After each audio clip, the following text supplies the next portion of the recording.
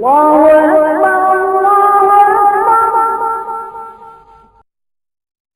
اللہ الرحمن الرحیم۔ شروع اللہ کے نام سے جو بڑا مہربان نہایت رحم والا ہے۔ وَلْتَكُن مِّنكُمْ أُمَّةٌ يَدْعُونَ إِلَى الْخَيْرِ وَيَأْمُرُونَ بِالْمَعْرُوفِ وَيَنْهَوْنَ عَنِ الْمُنكَرِ وَأُولَئِكَ هُمُ الْمُفْلِحُونَ وَلَا تَكُونُوا كَالَّذِينَ تَفَرَّقُوا وَاخْتَلَفُوا مِن بَعْدِ مَا جَاءَهُمُ الْبَيِّنَاتُ وَأُولَئِكَ لَهُمْ عَذَابٌ عَظِيمٌ۔ تم میں ایک جماعت ایسی ہونی چاہیے جو لوگوں کو نیکی کی طرف بلائے اور اچھے کام کرنے کا حکم دے اور برے کاموں سے منع کرے۔ یہی لوگ ہیں جو کامیاب ہیں، اور ان لوگوں کی طرح نہ ہونا جو متفرق ہو گئے اور صاف احکام آنے کے بعد ایک دوسرے سے اختلاف کرنے لگے۔ یہ وہ لوگ ہیں جن کو قیامت کے دن بڑا عذاب ہوگا۔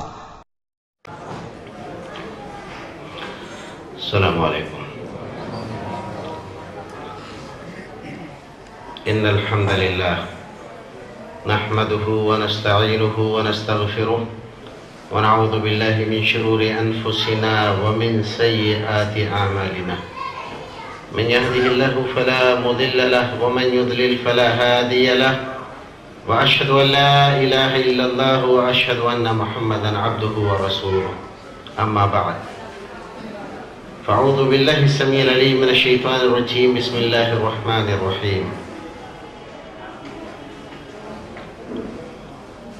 اليوم أكملت لكم دينكم وأتممت عليكم نعمتي ورضيت لكم الإسلام دينا۔ وعن عائشة رضي الله تعالى عنها قالت قال النبي صلى الله عليه وسلم من أحدث في أمرنا هذا ما ليس منه فهو رد، رواه مسلم۔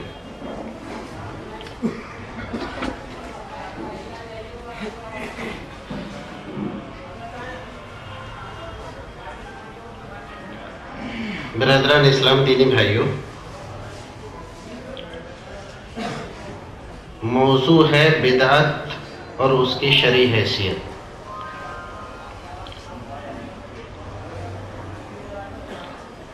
بدعت ایک ایسا موضوع ہے جس کی بہت شاخیں ہیں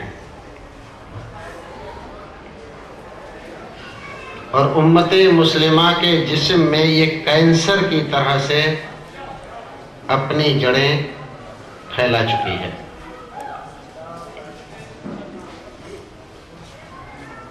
بدعت کو اسلام نے کیا حیثیت دی ہے، اس کو کتنا بڑا جرم مانا ہے، بدعتی کی حیثیت کیا ہے۔ جو حضرات بدعت پرست ہیں، آخر وہ یہ سب کچھ جانتے ہوئے ان بدعات سے کیوں چمٹے ہوئے ہیں، اس کے پیچھے عوامل کیا ہیں، بدعت کے وہ کون سے نقصانات ہیں جو آج ہمارے سامنے ظاہر ہیں، اور بدعت پر عمل کرنے والے ان تمام نقصانات سے دوچار ہوتے ہیں۔ دنیا میں اس کا کیا اثر مرتب ہوتا ہے، اور آخرت میں بدعتیوں کے ساتھ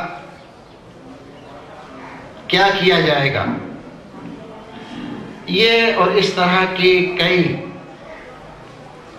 ذیلی سرخیوں کے ساتھ کچھ باتیں آپ حضرات کے سامنے رکھی جائیں گی، ساتھ ہی بعض شکوک و شبہات، مغالطے، دھوکے، چالاکیاں اور مسلمانوں کی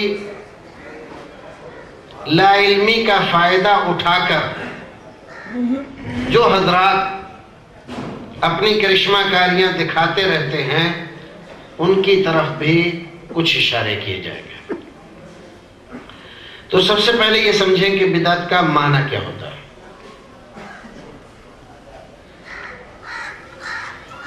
بدعت کا معنی لغت میں ڈکشنری کے طور پر نئی چیز کے ہوتے ہیں، لیکن وہ نئی چیز ایسی جس کی کوئی دوسری مثال نہیں ہے، بغیر مثال سابق کے کسی چیز کو پیش کرنا، اس کو بدعت کہتے ہیں۔ اللہ رب العزت کے اسماء حسنہ میں ایک نام بدیع ہے، بدیع السماوات والارض، اور اس نام کا معنی یہی ہے کہ اس نے آسمان اور زمین کو بغیر مثال سابق کے وجود بخشا۔ یہ زمین جب اللہ رب العزت نے بنائی، اس کے سامنے کوئی اور مثال نہیں تھی کہ اس کو سامنے رکھ کر اس کو وجود بخشا۔ یہ آسمان، یہ کائنات، اس سے پہلے اس کی کوئی اور دوسری مثال نہیں تھی، اور اس نے اس کو اپنے طور پر پہلی بار بغیر سابق تجربے کے یا سابق مثال کے اس کو وجود بخشا۔ تو لغت کے اعتبار سے ہر نئی چیز کو بدعت کہتے ہیں، لیکن دینی اعتبار سے بدعت نام ہے اس کام کا جو دین میں خیر القرون کے بعد نئی نکالی جائے، اس کی کوئی دلیل قرآن و سنت میں نہ پائی جائے، اس کے دواعی خیر القرون میں موجود تھے، عہد رسول میں، دور صحابہ میں اور زمانہ تابعین میں اس کی کوئی مثال نہیں پائی گئی، اور بعد والے لوگوں نے اس کو دین کا کام سمجھ کر ثواب کے لیے اللہ رب العزت کے یہاں اجر پانے کی نیت سے اس کو شروع کیا ہو۔ اب اس میں کئی ساری چیزیں ایسی ہیں جن پر دھیان دینا ضروری ہے اس بدعت کی شرعی تعریف میں۔ جب ہم یہ کہتے ہیں کہ صحابہ کرام رضوان اللہ تعالی علیہم اجمعین کے دور میں وہ چیز نہیں پائی گئی، بعد میں لوگوں نے نکالی، ان کے زمانے میں کوئی چیز پائی گئی، اور آج آدمی اسی حد تک کر رہا ہے۔ صحابہ کرام نے اس کو کیا، رسول اکرم نے کیا، ہم اس کو بدعت شرعیہ نہیں کہتے۔ اس چیز کو فقہائے کرام استصحاب اور مصالح مرسلہ کے نام سے یاد کرتے ہیں، اس کا نام بدعت نہیں رکھتے۔ ایک لفظ اس میں آیا کہ اس کے دواعی موجود تھے، یعنی جن مقاصد کے لیے آج وہ کام کیا جا رہا ہے،